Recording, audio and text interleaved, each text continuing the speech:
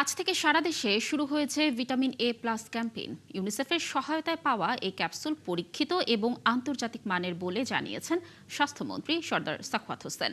হাম উপসর্গ ঠেকাতে ভিটামিন এ ক্যাপসুল কাজ করবে বলেও জানান তিনি। অন্তত 2,07,00,000 ডোজ ভিটামিন এ ক্যাপসুল একযোগে ঢাকা সহ সারা দেশে বরাদ্দ দেওয়া হয়েছে। আরও জানাচ্ছেন মেহেদি হাসান। রাজধানীর শাহবাগ আবু সাইদ কনফারেন্স হল থেকে রোববার সকালে ভিটামিন এ ক্যাম্পেইনের উদ্বোধন করেন স্বাস্থ্যমন্ত্রী। 6 মাস থেকে 59 মাস বয়সী শিশুদের এই ক্যাপসুল খাইয়ে সারা দেশে এই কর্মসূচির উদ্বোধন করা হয়। এ সময় স্বাস্থ্যমন্ত্রী জানান 6 মাস থেকে 11 মাসের 28,38,794 শিশুকে নীল রঙের ভিটামিন এ ক্যাপসুল খাওয়ানো হবে, আর 12 মাস থেকে 59 মাস বয়সী 2,05,76,178 জন শিশুকে দেয়া হবে লাল রঙের ভিটামিন এ ক্যাপসুল।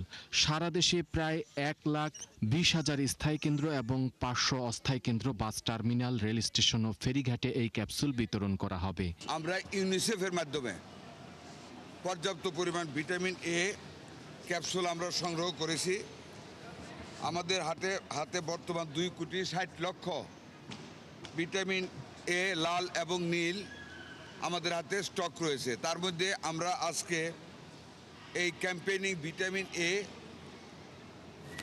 সংশ্লিষ্ট বয়স্ক বাচ্চাদেরকে খাওয়ানোর কার্যক্রম শুরু করেছি, যার পরিমাণ 2,55,00,000 ট্যাবলেট আমরা ভিটামিন এ ক্যাপসুল বাচ্চাদের খাওয়াতে শুরু করেছি।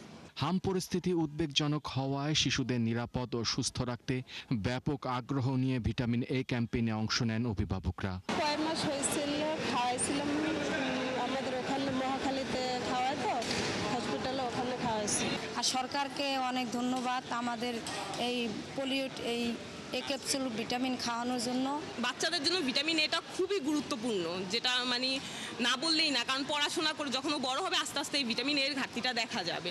নির্ধারিত দিনে কোনো শিশু ক্যাপসুল নিতে না পারলে পরদিন সংশ্লিষ্ট উপজেলা স্বাস্থ্য কমপ্লেক্সে গিয়ে তা গ্রহণ করা যাবে।